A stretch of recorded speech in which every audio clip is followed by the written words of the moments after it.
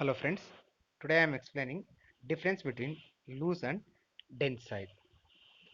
So see, this is the loose soil image, okay, and this is the dense soil image.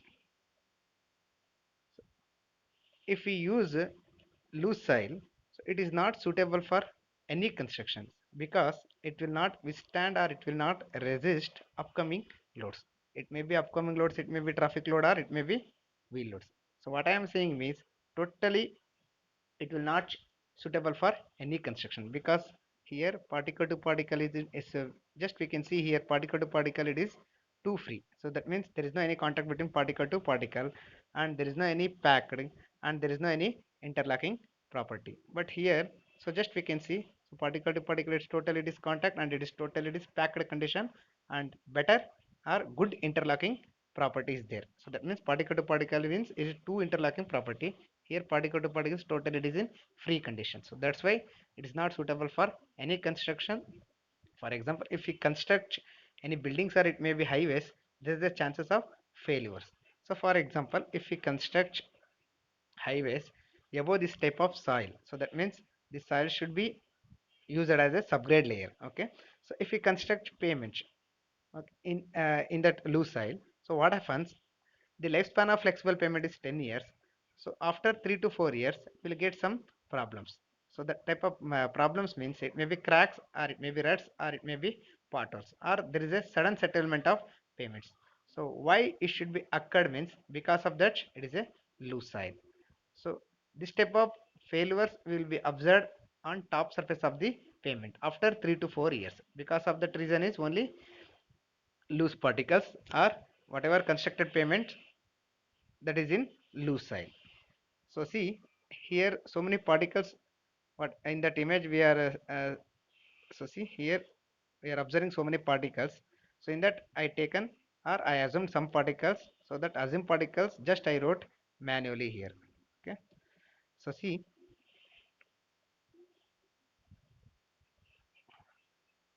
so the whatever dots I am showing, so these are all words. Okay, so how problems, so what type of problem, for example if you construct flexible pavement above the loose soil, what type of problems we will get and how to solve that problems I will explain here. So see, so these are all dots, these are all words. So this words is called as a air words or water words. So it is totally discarded as a volume of words. So it may be volume of air words or volume of water words. So your water word means, so if we dig the soil, okay, so at the time of removing soil we will get some bubbles, right? So that bubbles is called as a water words. So it may be air words or it may be water words, whatever may be. Words is nothing but a gap. Okay, the gap is nothing but a words. Okay, so gaps or words it is a same. So see, so many gaps is there. That's why it is called as a gap or air words or it may be water words. So total volume of words is it is a air words and water words. So see, so this is the soil mass. Now initially it is in rest condition. For before any construction it should be in rest condition. Okay, particle to particle there is no any contact, there is no any interlocking property. Initially it is in rest condition. So once if I construct any structure or it may be pavement, okay, so for example if you construct any structure or any pavement, so wheel load should be acting above the pavement. So what happens here, this top three particles whatever is there that should be come down. Okay, this should be come down and other particles it should be comes down. So once particle should be come down, here there is a gap will be created. So see, here gap will be created. Once it is gap created, so this whatever is layer it should be come down. Okay, so this entire layer or entire area should be comes below. Once it is comes below, there is a chances of settlement and there is a chances of failures. So for example I am talking about flexible pavement. So once the subgrade layer should be settled down, whatever other layers it may be sub base, base and surface layer it should be come down. Once it is come down, suddenly we'll get cracks or ruts or potholes. This type of distresses will be observed in surface of the pavement. Even for building construction also we will get problems because sudden settlements. There is a chances of failures of building also. Okay. So now, so see here already I said void ratio means it is a E is equal to volume of voids to the volume of soil solids. So this is volume of soils. So I am taken here some volume of soil, right?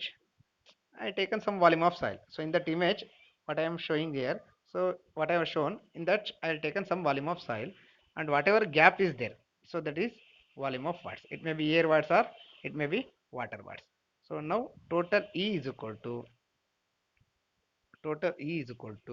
volume of watts to the volume of soil solids. That means watt ratio E is equal to volume of watts to the volume of soil solids. That means in that volume of soil solids, how much volume of watts is there? So that is watt ratio. Now we are taking index properties relationship, that is gamma D is equal to G gamma W divided by 1 plus E. So here E is maximum. That means watts ratio or watts percentage of watts or watt ratio is maximum, density is less. Okay. So till that what I am explaining, so that should be totally related to density. That watts it's totally related to density. If more watts, density is less. If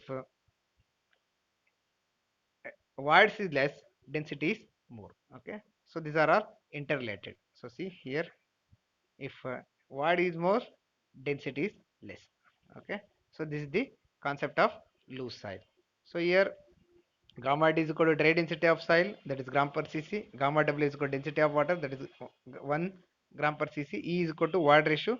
So already explained definition VB by Vs. So in the total volume of soil solids, how much volume of watts? So volume of watts is equal to volume of air plus volume of watts is equal to, so in that volume of air is how much it is there and volume of water is how much is there. So air watts and water watts. So that is very important. So now I come into dense soil. So see here particles totally it is closure in nature. That means it totally it is in packed together. So in that some particle I wrote manually. So just I am assuming in that image. So just I wrote here manually. So see, if I construct building, okay, initially it is in rest, after construction, even after construction, so there is no any chances of settlement. Okay, there is no any chances of settlement. So why it is there is no chances of settlement means here particle to particle it is two closure. Okay, total it is packed and total it is interlocked. So in that there is no any chances of settlement of payment and there is no any problems on any failures, we can't observe any failures in buildings also. So see, so these are all gaps. Okay, so the whatever gap is there, that is in lesser percentage compared to loose side, it is in lesser percentage. That means here we are removed words. Okay, here we are removed air words. Once it is removed air words, automatically density should be increased. That means once air word should be less, that is totally word should be less, density should be increased. Once density should be increased, automatically whatever you construct the building or highways, definitely it will be withstand. Okay, so see, E is less, so density is increased. Okay, similarly that E and density is interrelated. If E is minimum, here watts are too less, percentage of watts is too less, automatically density is increased. So further if you construct any building, so it will not get any problems. So here how much density here we have to maintain means gamma D is equal to, so at least for any highways or any buildings, so here we have to maintain 2.1 gram per cc. Okay, so actually 1.9 to 2.1, that is the range.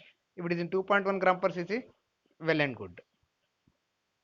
Okay, so the what I am saying finally in loose soil and dense soil means, so loose soil it will not withstand any load, and because it is more number of watts is there, once it is more number of watts or percentage of watts or watt ratio is more, so automatically density should be get less. Once it is density is totally it is less, it will not withstand any upcoming load.